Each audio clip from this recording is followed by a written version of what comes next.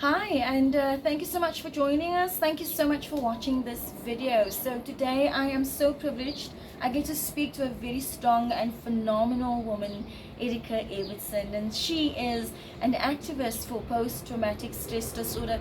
Today we really want to get to know what the story behind her activism is, what it is that drives her passion, and why PTSD. So Erica, thanks for joining me. Pleasure.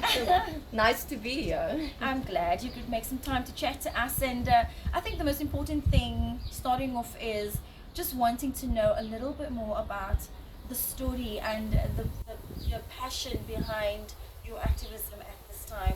I believe that you lost a loved one very recently.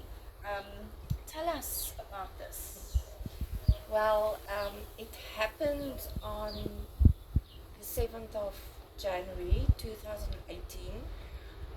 We were coming from a nice, dry, family picnic on the way home, and we got stuck on the N1. We're close to Vlakte, and while we were standing there, I was making a few calls, see who can help us. And in the event, my two boys were also with us, and my sons were sleeping. And I got out of the car at that time of night, and I picked up the call. And when I turned around, this Afrikaans guy standing there and asking me for money, and I'm like, I don't have money, and I screamed. And that's when my partner came to my rescue. They struggled, and he was killed. So that's the short version of my story. Oh my goodness. So you broke down with your car on the road, you're busy calling to get some help or support of some sort. Somebody approaches you and says, I want your money. So is it one person? Were there more than one? I'm going to lie if I say yes, but I think there were more than one, because when I discovered my boot, there was stuff gone. So I assume there were more than one. I was too much in a stress. You were in that moment of shock, and obviously everything caught you off guard. Yeah. So your boyfriend then came from the vehicle to come and help you. Yeah. How did it die? Was this a knife? Was it a gun? Actually, he was cut on his neck. He also had a cut on top of his head. What killed him was his main artery in his arm. They actually slashed his arm. I wasn't aware of how bad it was. I was trying to get help, and when I returned to his side, he was lying in a blood puddle. He suffered for about 2 hours. In that 2 hours, some guy actually stopped along the road, and he asked if he could help. To today, I can't find him. I would love to find him, and just to say also thank you, because if it wasn't for him, I don't know. So he stopped on the road and then he offered to assist you. Did he offer to take him to the hospital? What happened? Actually, he drove to the nearest police station, and then the police came there, the ambulance came there, and the neighborhood watch were calming me down and talking to the kids, because my kids and were the kids totally were witnessing this. Yes, two of my sons. And how old were they at the time?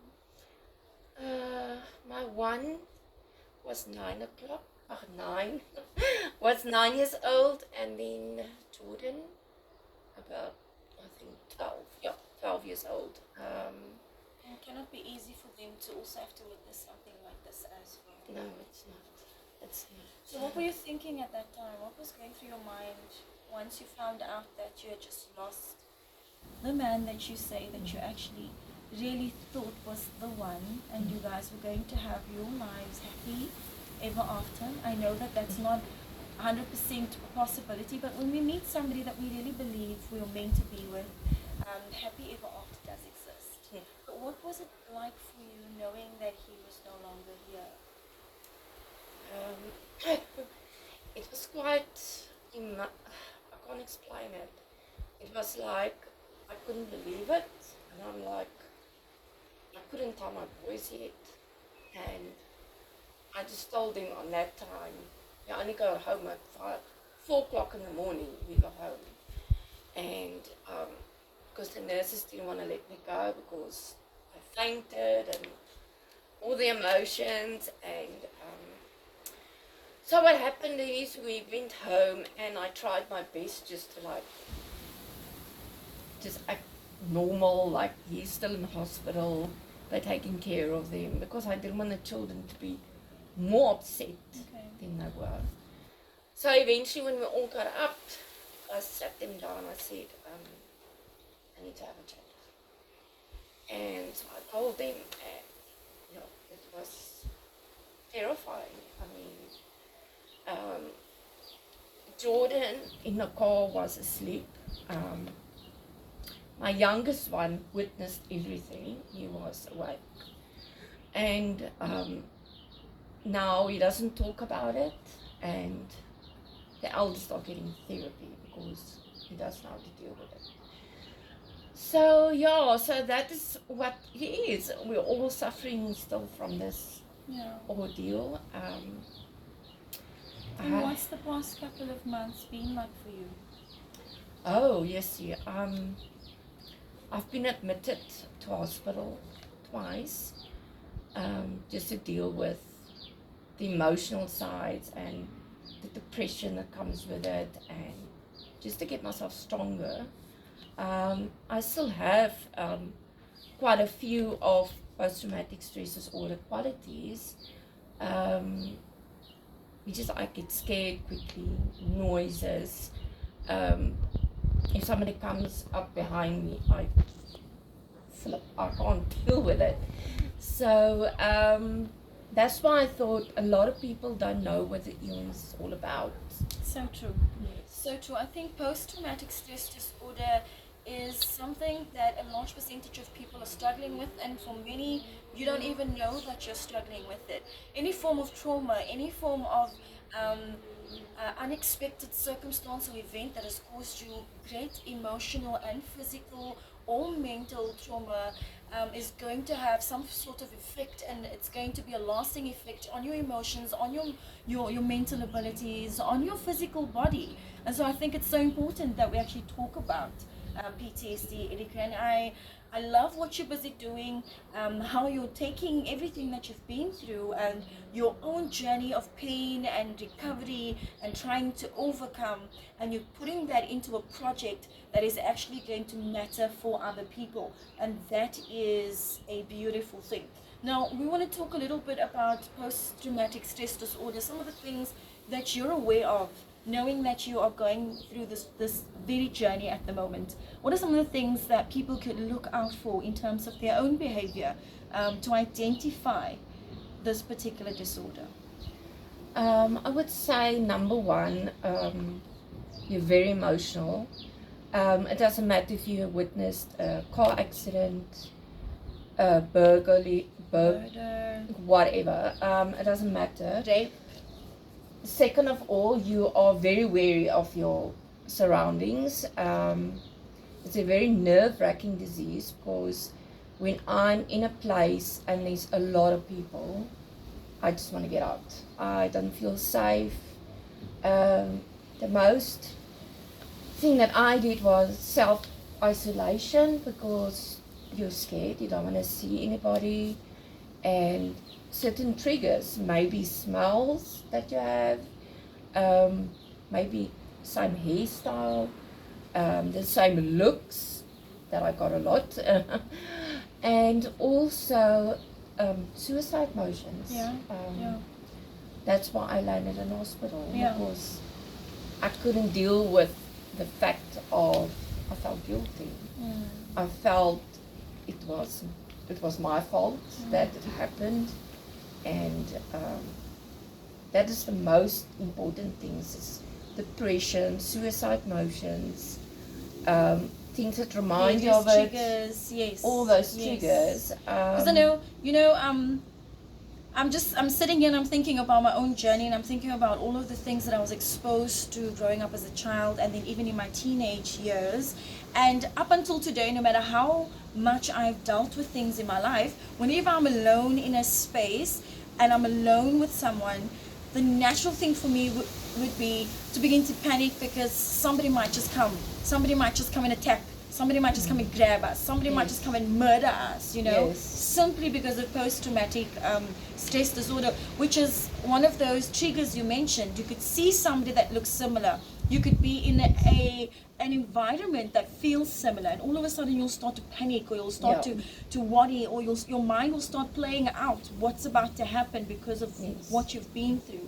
So this is really something that one cannot overcome instantly or immediately. It is a journey that you've got to take, a journey of healing. And I believe this is probably one of those additional aspects to your healing journey, actually educating other people on post-traumatic stress disorder. Yeah. Now, for you to have to deal with this for yourself, and then also to have your two sons, that this event is definitely weighing on them as well. Yeah. How are you coping with that? Sure, a lot of love and compassion. Trying to have a conversation. The eldest can speak to me openly about it. He knows it wasn't my fault. He reassures me all the time. And the youngest is just, he doesn't want to talk about it. And I don't push him, so I feel he needs to approach me and tell me, Mommy, I'm ready to talk about it. Yes, I'm ready to talk about it. But emotionally for myself, it's been hectic. It's been, without counseling, I would not survive. Yeah. So I get counseling. That's the other thing. Yeah, that's the other thing. I think sometimes people feel like getting counseling means I'm a mess and I'm weak. Getting therapy or having someone, just a psychologist, actually just have a look at my mental health and diagnose me means there's a huge problem with me, I'm crazy. And these are all really important things that we need to address, because these are lies that keep people like you from actually living a healthy life and actually being more healthy, being able to engage in relationships with people in a better form, because you have the support of people who understand what you are going through. So tell us a bit about the support structure you have at the clinic, your support groups. Do you go to support groups? How are these things helping you cope? Family members? As you know, I don't have a lot of family members, so that's boxes clicked. Okay. Basically, when I was diagnosed with PTSD, I was in a very bad space. The clinical psychologist I had at that present time, so she still seeing me on a pro bono matter, because she was very concerned about my case. She admitted me to Stikland Hospital.